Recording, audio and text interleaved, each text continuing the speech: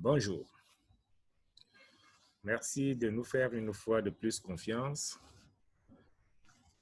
Nous allons continuer le traitement du thème portant sur la compréhension de la notion d'audit, lequel thème entre dans la formation en gestion de projets d'audit.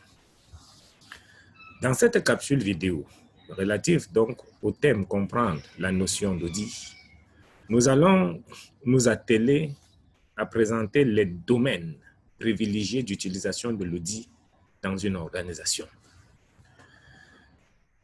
Alors,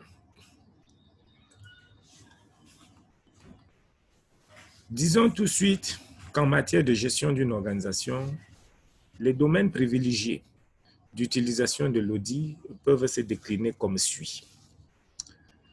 La maîtrise des coûts, la maîtrise des outils et des règles de gestion, la maîtrise stratégique, c'est le troisième point. Le quatrième point, la maîtrise des risques. Et enfin, cinquième point, la responsabilisation des acteurs. Commençons par la maîtrise des coûts. L'audit, donc, est la maîtrise des coûts. Maîtriser les budgets des organisations, c'est bien. S'assurer qu'une partie de la dotation n'alimente pas en définitive des circuits défectueux, c'est encore mieux. À l'échelle d'une organisation, la maîtrise budgétaire implique que soient mis en œuvre des mécanismes d'évaluation et de contrôle de qualité. À l'heure de la responsabilisation des acteurs internes, la maîtrise des procédures et des contrôles internes apparaît primordiale pour mettre en œuvre une véritable déconcentration de la gestion d'une organisation.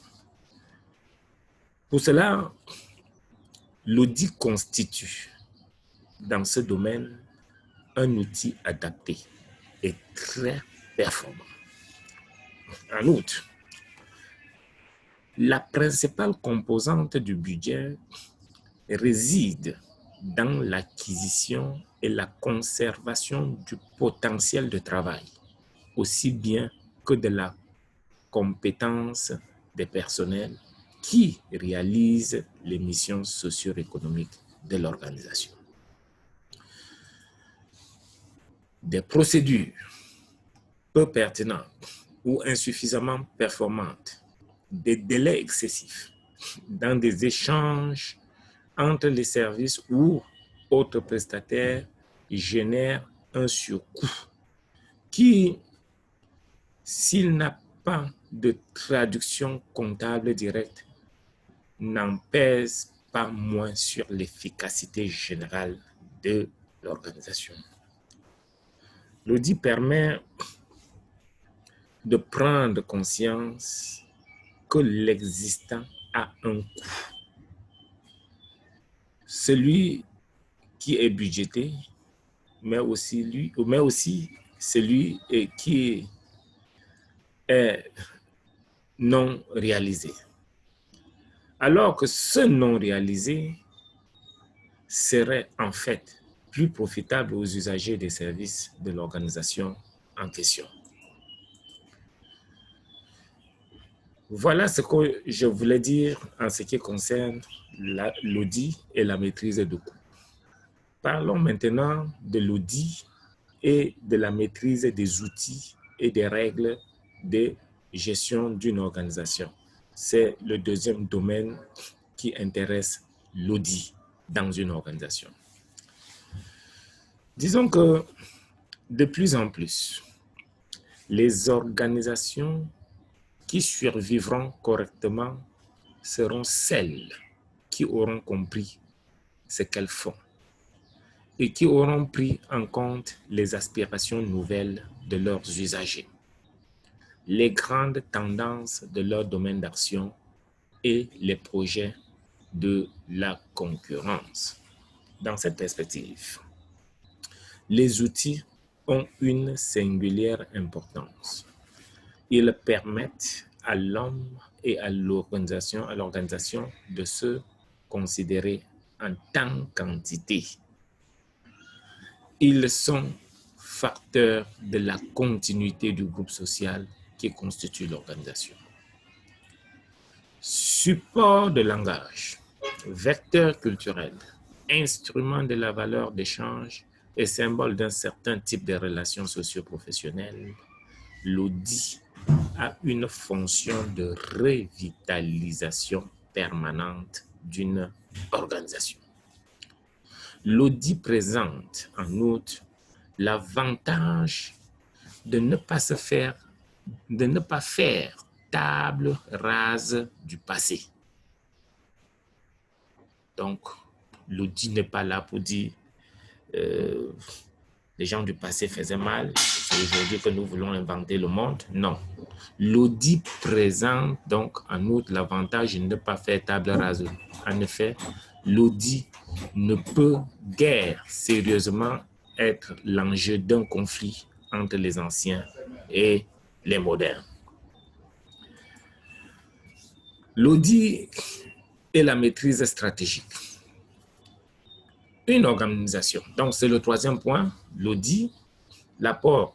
Donc on va voir dans ce troisième point l'apport de l'audit par rapport à la maîtrise stratégique.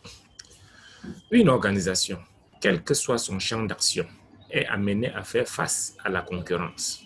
Du coup, le bon sens suggère qu'avant de mettre en œuvre une stratégie, les organisations effectuent une estimation de leur position sur le marché, de leur secteur d'activité, de leur zone de compétences, de leurs forces et faiblesses, et de leurs ressources financières et humaines.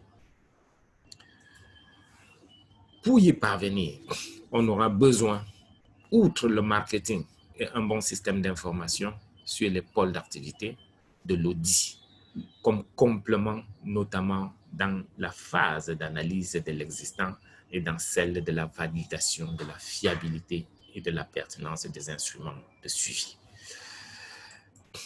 Alors, maintenant, parlons de l'audit et de la maîtrise de risque. Autrement dit, c'est le quatrième domaine. Hein. Parlons donc de l'apport de l'audit dans la maîtrise des risques, un autre souci majeur dans les organisations.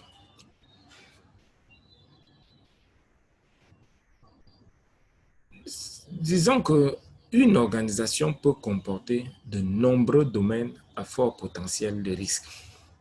Tout dépend de son champ d'activité. L'audit apporte un certain nombre de garanties quant à la maîtrise donc, de ces risques. Il représente, l'audit, un progrès sensible dans plusieurs domaines. 1. La détection des fraudes et les irrégularités éventuelles. 2. La détection des erreurs dues à des lacunes méthodologiques et à des délais excessifs de production de systèmes d'information. L'évaluation des performances de en ce qui concerne donc l'évaluation des performances de l'organisation donc en ce qui concerne 1. Les méthodes de travail, d'animation et de planification et de contrôle. 2. L'organisation des relations entre les différents services de l'organisation. 3. La prise de conscience des risques et la mise en œuvre de moyens pour y pallier. On parle d'audit préventif. Et enfin, la mise en lumière des secteurs à fort potentiel d'amélioration. Le dernier domaine, nous l'avons dit, puisque nous avons annoncé 5. Le dernier, donc, c'est l'audit interne et la responsabilisation des acteurs.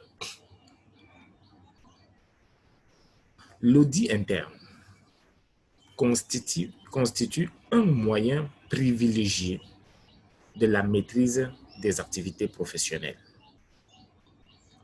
et de la responsabilisation des acteurs de l'organisation. Il permet de les impliquer dans une démarche d'amélioration, de référence et pratique à partir d'une forme de dialogue très différente de l'habituelle relation contrôleur-contrôlé. L'audit ne repose pas sur un mode de relation hiérarchique, mais sur contrat passé entre l'audité. Contrat passé avec l'audité. La démarche est discutée. Elle comporte des procédures de validation de nature contradictoire et d'apprentissage. Elle est révélatrice de potentialité car elle se fonde sur une volonté d'amélioration des pratiques à l'échelle décentralisée. Si l'on est convaincu que l'audit interne de gestion dans une organisation correspond à un certain nombre de besoins, que l'approche est utile et intéressante, on peut alors se demander comment procéder. C'est l'objet de la prochaine capsule vidéo. Merci et à très bientôt.